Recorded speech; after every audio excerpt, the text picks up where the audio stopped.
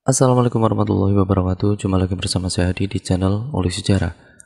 Pada video kali ini saya akan kembali lagi membacakan suatu kisah misteri yang kali ini masih tetap berjudul Adik Kakak yang ditulis oleh Om Ras, memasuki part yang kedua.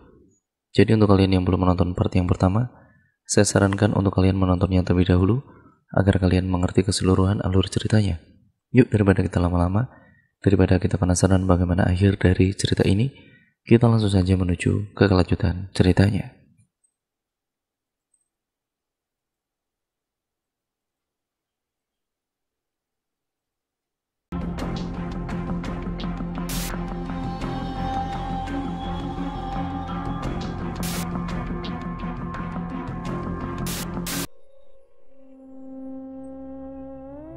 Tapi, kau percaya kalau itu adalah kakak? Tanya Tina. Sudah, kalau sampai orang tua kita dengar, habis mulutmu. Cepat-cepat Tina menutup mulutnya. Ia terlanjur bertanya seperti itu. Untung saja orang tuanya tidak ada di dekat mereka saat itu. Aku antara percaya dan tidak kalau itu kakak. Aku percaya karena tanda-tandanya sangat cocok. Nah, ya bagaimana? Tapi seperti yang dikatakan oleh orang tua kita, manusia yang sudah meninggal tidak akan bisa bangkit lagi, apalagi sampai menakut-nakuti orang kan. Tapi kata Pak Mursid, semua itu pasti ada sebabnya. Ya kenapa jin korinnya kakak itu muncul mengganggu warga? Mungkin ada yang ingin dia sampaikan, karena kan jin itu yang menemaninya selama hidup. Entahlah, tapi kalaupun benar, aku tidak mau ketemu pocong itu lagi. Di suatu kesempatan, Tina menceritakan semua yang ia tahu tentang kakaknya pada sang adik. Ya Allah, aku berdosa sudah mengobat kakak. Ampunilah dosaku ya Allah. Ampuni dosa-dosa kakakku. Semoga kakak di sana ditempatkan di tempat yang layak, dan lapangkanlah kuburnya. Jauhkan dia dari siksa kubur yang pedih, ucap adiknya Tina. Aku akan mencari tahu, dan kalau sudah menemukan bukti-buktinya, kita bisa lapor ke polisi untuk membersihkan nama kakak, ujar adiknya. Tapi kurasa itu tidak perlu. Aku takut malah terjadi apa-apa kepadamu. Kita tinggal berdua dan bersaudara. Ya tolonglah jangan melakukan hal-hal yang aneh-aneh. Kalau sampai kau kenapa-napa, kasihan orang tua kita. Ya ini kan demi kakak, agar kakak bisa tenang. Ya kau tenang saja, aku akan berhati-hati. Tina menghela nafas panjang. Ia sudah tidak bisa berkata apa-apa lagi. Adiknya itu memang sangat amat keras kepala. Menyesal aku memberitahumu. Dan benar saja, setelah hari itu adiknya jadi sering terlambat pulang. Sudah 2 minggu setelahnya, tapi adiknya masih belum mau cerita apa-apa tentang apa yang ia temukan. Malam itu adiknya Tina mengetuk pintu kamar kakaknya, dan langsung masuk. Begitu saja pintu terbuka. Kenapa? Tanya Tina dengan pelan. Aku bertemu dengan salah satu orang yang pernah bekerja di toko itu. Aku yakin kau akan terkejut ketika aku ceritakan. Tina mengerutkan alisnya. Ia penasaran dengan cerita apa itu. Coba ceritakan, pinta Tina. Kak Lili, orang yang pernah bekerja di toko itu. Dia juga pernah mengalami masalah seperti kakak kita. Tapi bedanya saat itu Kak Lili langsung cerita ke keluarganya, dan oleh pamannya yang seorang RT, pihak keluarga disuruh untuk langsung mendatangi pemilik toko. Mereka juga membawa seorang polisi saat itu. Si pemilik toko ditekan agar segera melaporkan kasus pencurian itu ke polisi. Jika memang benar itu merupakan kasus pencurian, karena jumlah uangnya yang hilang cukup besar. Aneh rasanya jika pemilik toko tidak mau melaporkan kasus itu ke polisi. Tapi seperti yang kakak kita alami, pemilik toko itu mengatakan bahwa hanya buang-buang saja, buang-buang waktu dan buang-buang tenaga. Jika lapor polisi ya karena nyata-nyata pelakunya ada di depan mata, dan Kak Lili tetap disuruh untuk ganti rugi. Akhirnya urusan itu berlangsung sangat panjang. Nah, karena keluarga Kak Lili ini sama sekali tidak mau membayar sepeser pun uang yang diminta oleh si pemilik toko, mereka masih bersikeras membawa kasus itu ke jalur hukum. Lalu, ya oleh polisi itu, pemilik toko disuruh untuk segera lapor. Tidak bisa asal tuduh, apalagi di toko tidak dipasangi CCTV. Dan kau tahu setelah kasus itu diselidiki kepolisian, terbukti bahwa Kak Lili memang tidak bersalah atas tuduhan tersebut. Malah si pemilik toko hendak menyuap polisi agar kasus itu dimenangkan olehnya. Tapi polisi tidak mau. Rupa-rupanya pemilik toko itu sudah sering membuat jebakan seperti itu untuk mencari keuntungan, agar ia dapat, pekerja gratis. Dan kalaupun karyawan yang dituduh membayar, dia akan dapat uang yang cukup banyak, sehingga tidak keluar uang lagi untuk membayar gaji karyawan-karyawannya.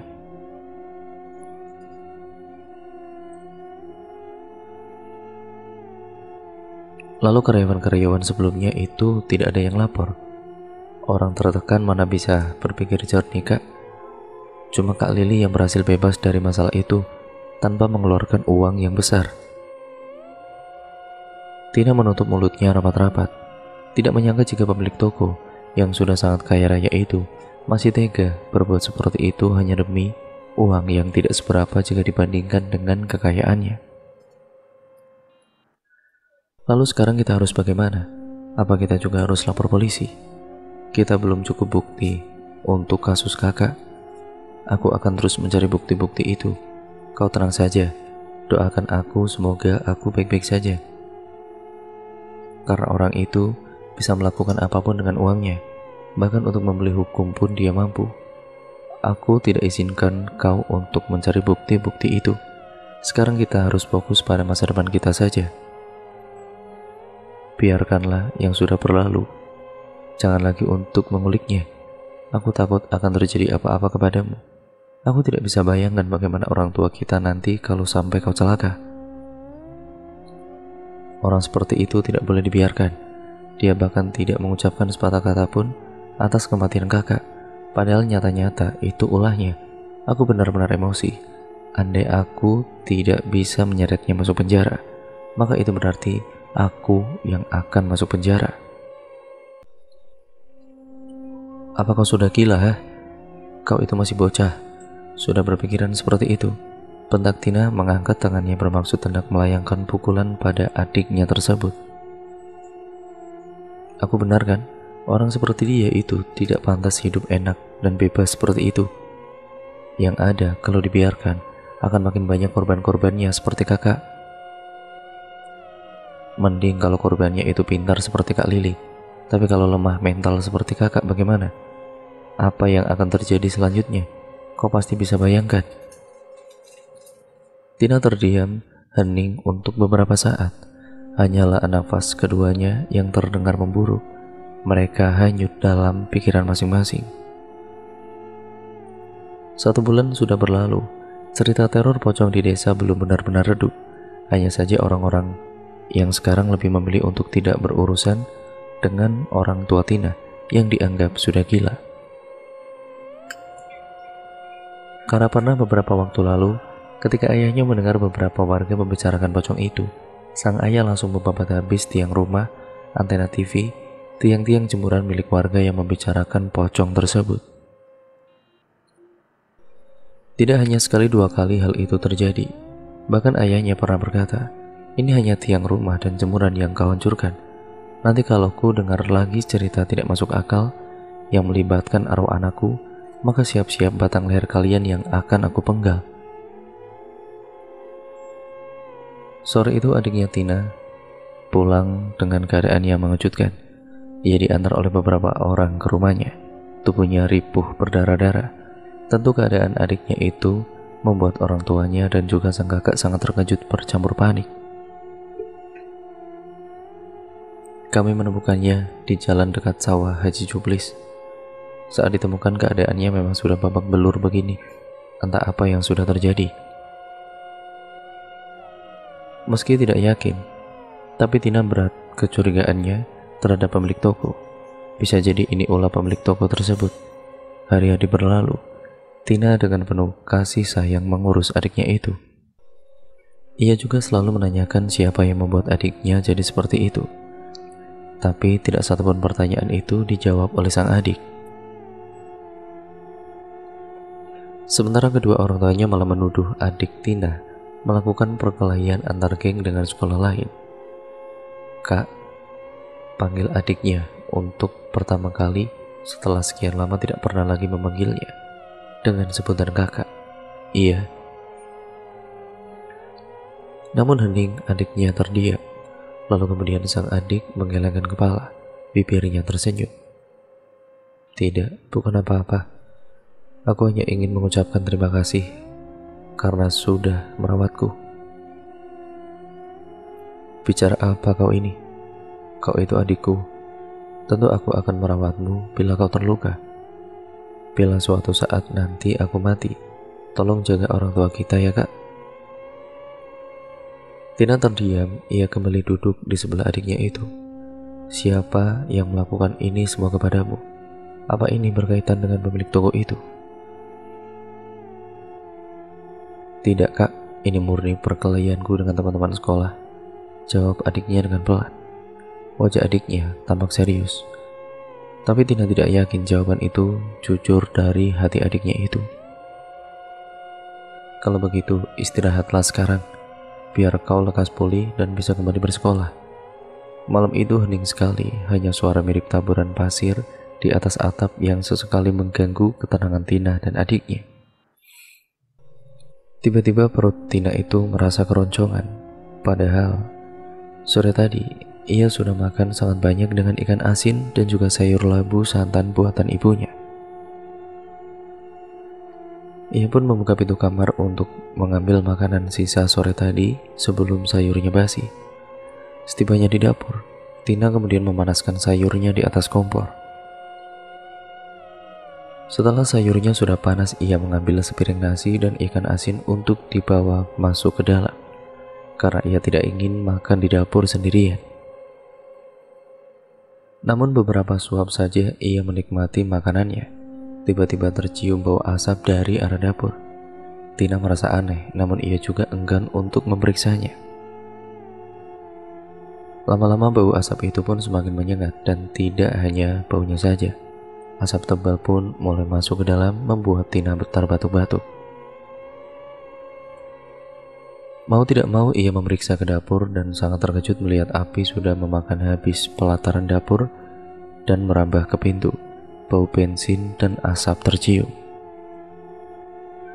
Bergegas Tina yang panik itu membangunkan kedua orang tua dan adiknya untuk segera menyelamatkan diri keluar dari rumah. Ayah Tina memapah anaknya yang masih sakit itu untuk keluar rumah, dan setelahnya sang ayah berusaha untuk memadamkan api dibantu oleh para tetangga. Untung saja api yang tidak sempat melahap seluruh rumah itu pun berhasil dipadamkan. Tapi bukan hanya separuh dapur mereka yang terbakar, kaki ayahnya Tina pun juga mengalami luka bakar. Entah bagaimana ayahnya bisa mendapatkan luka itu.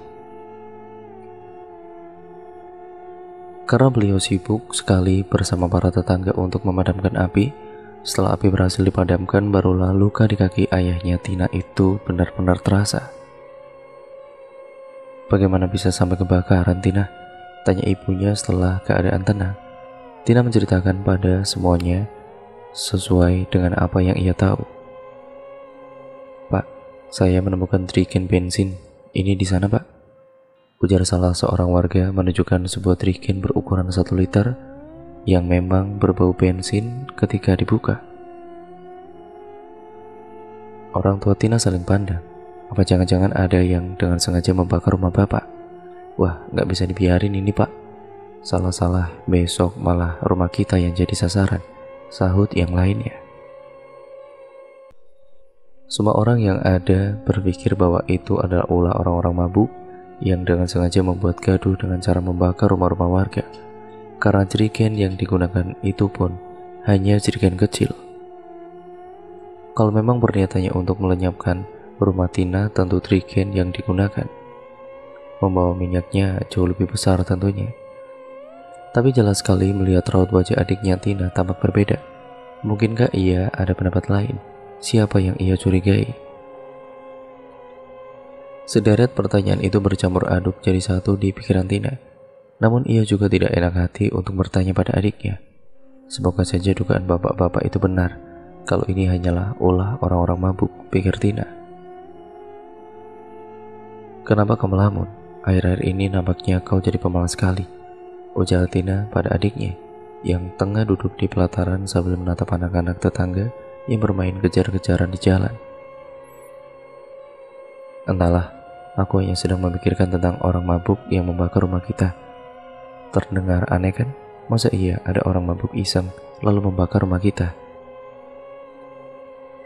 Setauku kalau orang sudah mabuk itu kan macam hilang kendali diri. Bahkan untuk berjalan saja mereka susah. Jangankan berpikiran untuk membakar rumah orang. Mengingat arah jalan pulangnya sendiri pun ia pasti tidak mampu. Tina menghela nafas. Kejadian akhir-akhir ini memang tidak masuk akal baginya. Tapi ia tidak bisa sembarangan tuduh. Terlebih lagi ia tidak punya bukti yang memadai. Tidak usah terlalu dipikirkan. Yang perlu kau pikirkan sekarang itu sekolah yang rajin. Jangan malas-malasan. Biar jadi orang berguna dan sukses kalau sudah besar. Adiknya tidak menjawab. Hanya hala nafas yang lagi-lagi terdengar. Malam harinya Tina dan sang adik ditinggal berdua di rumah. Kau sudah tidur? Tanya Tina mengetuk pintu kamar adiknya yang terkunci. Hening tidak ada jawaban sama sekali. Tina lalu duduk sebentar di depan kamar sang adik. Berharap adiknya itu bangun dan mau membukakan pintu. Namun hanya terdengar dengkuran yang semakin keras dari dalam kamar, membuat Tina bergegas bangun dan langsung berlari ke kamarnya. Suara taburan pasir di atas atap masih sering terdengar. Tina menutupi tubuhnya dengan selimut lalu berusaha untuk memejamkan matanya. Hingga tiba-tiba, terasa sebuah tangan menyentuhnya dari luar selimut. Jangan ganggu aku tidak mengganggumu. Kau bicara apa sih? Tanya suara itu yang tidak lain adalah suara adiknya. Astaga, kau masuk ke kamarku tanpa memberitahu. Siapa yang tidak kaget? Dasar bungul. Umpat Tina kesal. Aku lapar, tolong masakan mie kuah kak. Tadi ku dengar, kau tidur mendengkur. Bisa pula ya bangun karena lapar. Tapi rasanya kau bisa masak mie sendiri kan? Iya, tapi malam ini aku ingin makan mie buatan kakak. Karena matanya memang tidak mengantuk, Tina akhirnya berjalan ke dapur diikuti oleh adiknya. Pucatnya wajahmu, kau sakit lagi? Tanya Tina. Enggak lah, cuma pusing dikit. Oh gitu. 2 buah mangkok mie kuah diletakkan Tina di atas meja. Kau tunggu di sini sebentar ya, aku mau buang air dulu, ujar Tina berpesan pada adiknya. Akan tetapi sekembalinya ia, Tina tidak melihat adiknya di dapur. Bahkan minyak pun tidak ia bawa. Ini anak kemana? Gumam Tina lalu membawa kedua mie tersebut keluar. Suara kereot di dalam kamar kakaknya terdengar lagi membuat Tina langsung berlari menjauh. Beberapa kali Tina mengetuk dan juga menggedor-gedor pintu kamar adiknya, namun tidak ada jawaban, membuat Tina semakin kesal. Dasar kurang ajar, beraninya dia mengerjaiku, umpat Tina. Tidak beberapa lama kedua orang tuanya datang. Sang ayah yang melihat ada semangkuk mie di atas meja itu pun langsung melahapnya. Itu mie adik, tadi dia minta dimasakin mie. Tapi setelah masak, dia malah masuk ke dalam kamar. Mana dipanggil-panggil tidak menjawab. Ibunya yang trauma dengan kejadian kakak Tina waktu itu langsung menggedor-gedor pintu kamar adiknya. Coba buka paksa, aku takut terjadi apa-apa, ujar ibunya memelas. Tidak ada apa-apa. Biasakan anak itu memang suka sekali mengerjai kakaknya. Cepat, buka saja pintunya, perasaanku semakin tidak enak. Akhirnya mau tidak mau ayahnya Tina terpaksa mencongkel pintu itu untuk membukanya. Benar saja apa yang dikhawatirkan ibunya tadi terbukti. Adik Tina sudah terkapar dengan mulut berbusa di atas tempat tidur. Di tangannya ada botol air yang sudah habis. Di atas mejanya juga ada beberapa bungkusan racun yang biasa dipakai untuk meracun ikan. Tina terduduk, tubuhnya gemetar.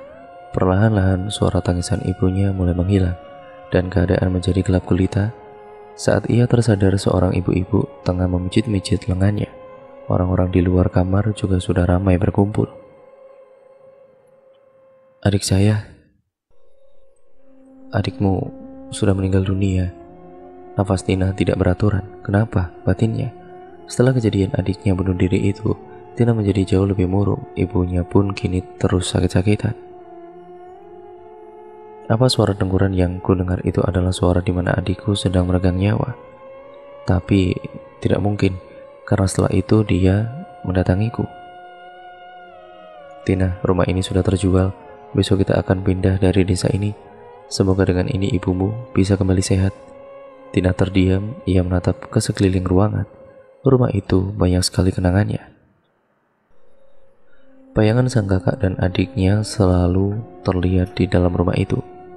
Tina tahu itu tidak nyata, tapi ya entahlah, ia merasa kalau dirinya selalu diawasi oleh keduanya di rumah itu. Semenjak mereka pindah dari desa tersebut, sang ayah mulai membuka usaha dari hasil penjualan rumah serta tanah sawahnya. Dan Tina pun sudah bekerja di sebuah toko baju di sebuah pasar terkenal di daerah Kasela. Kehidupan mereka mulai membaik. Meski kesedihan itu tetap ada sampai kapanpun. Di akhir cerita, Tina meminta doa pada kita semua untuk kedua saudaranya yang telah meninggal dunia. Semoga mereka ditempatkan di tempat yang lebih baik dan di lapangan kuburnya. Mudah-mudahan keduanya mendapat rahmat dari Allah Subhanahu wa Ta'ala. Amin ya rabbal alamin. Dan cerita pun akhirnya selesai sampai di sini ya teman-teman. Terima kasih untuk kalian semua yang sudah menyimak video kali ini dan cerita kali ini. Jangan lupa untuk kalian like, komen, dan share video kali ini sebanyak-banyaknya agar channel ini bisa berkembang menjadi channel yang jauh lebih baik lagi ke depannya. Jangan lupa pula untuk kalian klik tombol subscribe serta nyalakan juga tombol lonceng notifikasinya agar kalian tidak ketinggalan video terbaru selanjutnya dari channel ini. Sekian dan terima kasih ya teman-teman. Banyak sekali yang dapat kita ambil dari cerita pada kali ini. Semoga kalian bisa mengambil yang baik dan membuang yang buruknya. Dan intinya, segala permasalahan apapun, lebih baik kita ceritakan kepada orang yang dekat dengan kita. Jangan dipendam sendiri, apalagi sampai bunuh diri, tidak ada gunanya. Sekian dan terima kasih, sampai berjumpa di video terbaru selanjutnya. Kurang lebihnya mohon maaf ya teman-teman. Wassalamualaikum warahmatullahi wabarakatuh.